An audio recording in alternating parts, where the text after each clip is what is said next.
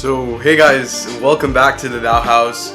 We're doing a special meal, one that includes a spaghetti bolognese and the dessert that is a panna cotta with some macerated fruits and a nice little crumble. And if you're single, you're just trying to treat yourself, or you have somebody special to do it with you, it can be like super fun. And I'm definitely repping the people who are like waiting for after Valentine's to get chocolate on sale. So what up? And yeah, without further ado, let's get started. First, you'll need to cut your celery into sticks, which is going to help you cut them into cubes afterwards. And then essentially do the same thing with the carrots. I know this can require a lot of time, but it's totally worth it at the end. If you want to save some time, you can roughly cut it, and nobody's gonna fuss over that your carrots are not the same size. Next would be the time to chop your onions and try to be consistent in terms of size with your cuts. And then after that, just chop your garlic. Now it's time to pat your meat dry, and it's a combination of veal, pork, and beef, which in my opinion is like the trinity of combination of meat when it comes to sauce making. In a pot set to medium-high heat, add a bit of grapeseed oil or any neutral flavor oil works, and then come sear your meat on both sides without touching. I know it's like very tempting to touch, but it's not gonna help the browning process. Now that both sides are golden brown, you can come and separate your meat and then have an even browning. Once your meat is cooked and brown, it's okay if gray spots still, and so just transfer it into a container and let it sit aside somewhere else. In the same pot, you can add your veggies and then let it saute until it becomes translucent. It takes about 5 minutes or so, I would say. And up until now, you've done a great job. So you can pour yourself a glass of wine for the boys, because we're also going to use it after in the sauce. So like, might as well, you know. Once the veggies are nice and translucent, you can add your garlic, your tomato paste, your fennel seeds, like about a teaspoon of ground fennel seed, and some chili flakes. And you can stir it for like a minute or so until the tomato paste cooks and the taste isn't so aluminum-y. After a minute, you can come and deglaze your pan with the wine. I put about like half a cup in there, and then you can bring that to a boil in order to cook off the alcohol, and put your beef stock and your bay leaf, and finish with your can of tomatoes. And then you can crush those with your wooden spoon and bring that to a boil, and then reduce your heat to a simmer, and then let it sit there for about 2 hours to 2.5 hours. During that time, you can make your pasta. Now, when it comes to dough making, I feel like it's very important to measure your ingredients. The ratio that I found that usually that works good is like 100 grams of flour per egg, essentially. So here I'm doing like 2 portions, so I'll have 2 eggs and 200 grams of flour. You can make a well with your hands, or I just used the container that I had in order to crack your eggs in, so that when you whisk it, it doesn't go out. And then you whisk and incorporate a little bit of flour at the time.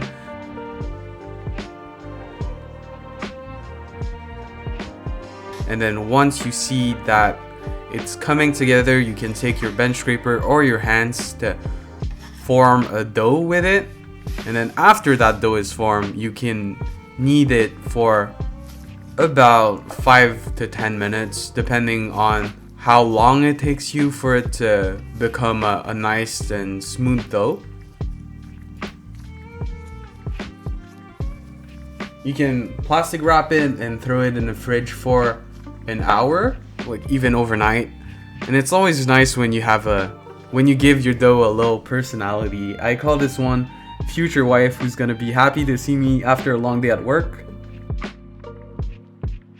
And then you'll have to separate your dough in half and roll it out a bit so it enters, so it's able to enter your pasta machine. And once you go through the biggest dial, you can fold your pasta sheet in 3 and then go at it again. After, you can just roll your pasta dough through the dials, and about halfway through I decided to cut it in half because it was getting really long and I couldn't handle it by myself, and continued rolling out my pasta on the lower settings of the dials.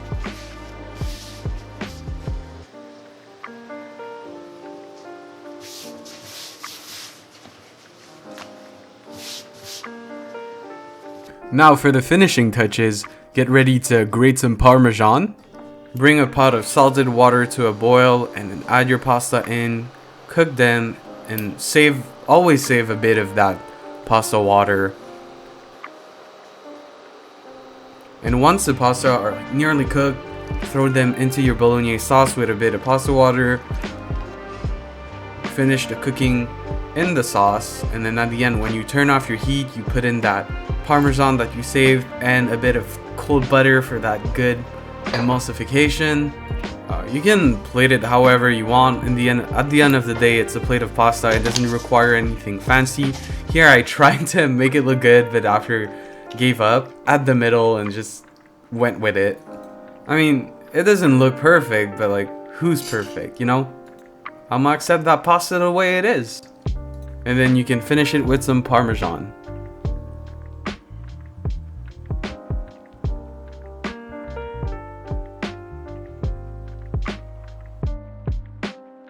And now for the Pana Cotta, you can add 500 ml of milk and 473 ml of cream, which is the size of the container that they had. You can take 100 grams of cereal and let it infuse in the milk for about 20 minutes at room temperature, so you just can't leave it outside and do something else. While that is happening, you can make your crumb, which is 50 grams of cornflakes with 12 grams of sugar and 12 grams of powdered milk and 50 grams of butter. Can tap it so it's nice and even, and then you can put that in the oven for about 12 to 15 minutes. 15 is more on the burnt side, but it still tastes good. After your milk infuse, just strain it. Into that milk mixture, come and add 7 to 8 tablespoons of maple syrup. So before bringing your milk to a simmer, make sure to bloom your gelatin according to the package instructions. Here I use 2 packets of gelatin for 100 milliliters of water.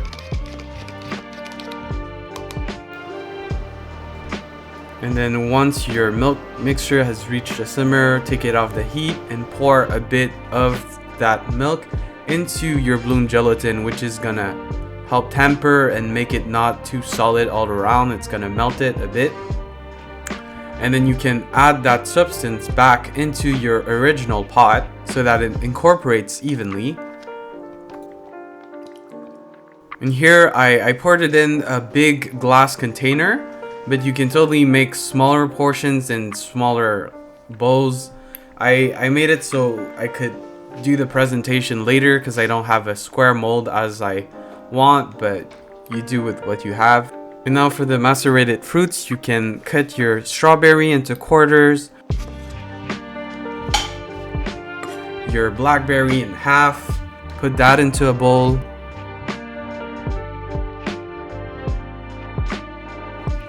So make sure to cut some lemon cheeks so you don't have to worry about all the seeds. So you just cut the sides and not go all the way through the middle.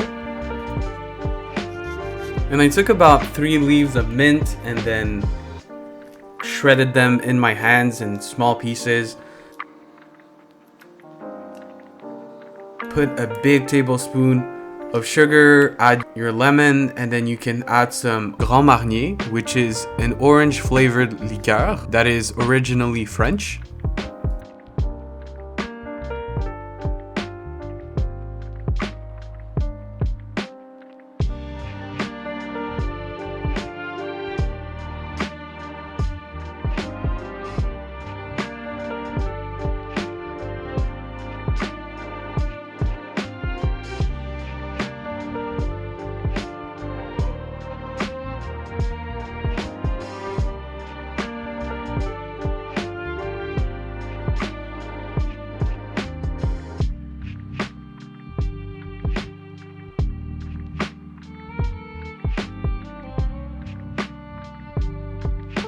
I have my roommate coming in clutch. You know, he's gonna come try it out and tell me his opinion. It's like 11 and we haven't eaten yet. So yeah, you can go. It's like very thick noodles. I can't really. Celeries very. Dude, I can't grab that end of it. Okay.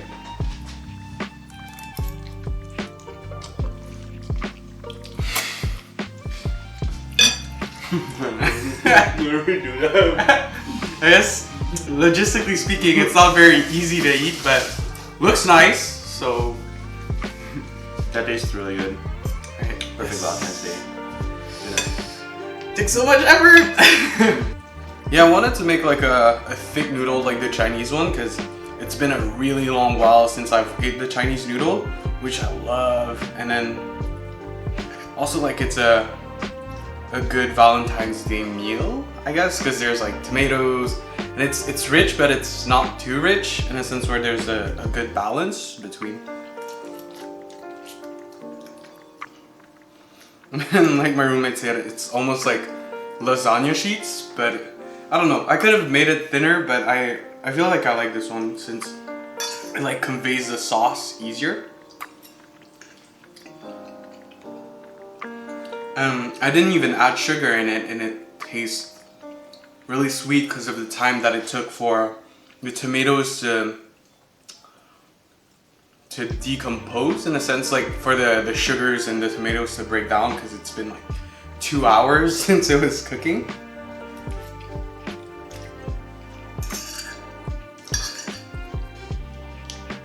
And it's really yummy. Oh my goodness.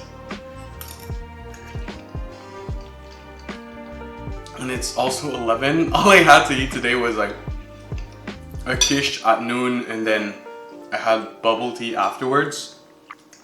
So I was on an empty stomach. I didn't feel like cooking until like 6 p.m. So that's really my fault more than anything.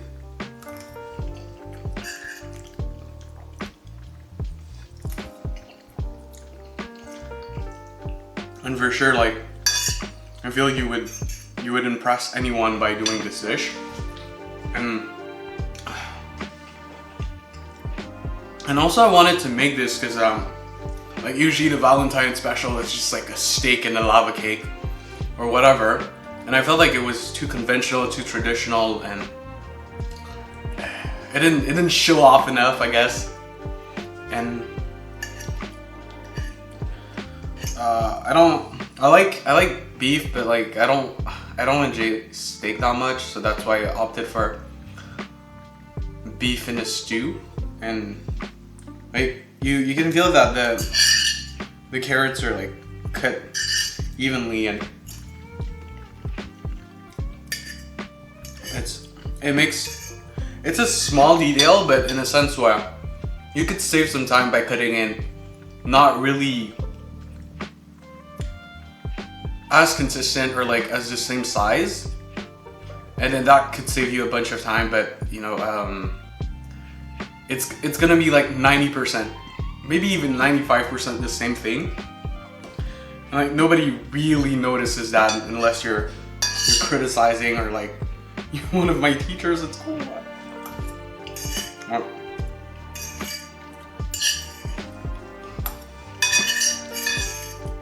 Overall, I think that this recipe that came a bit from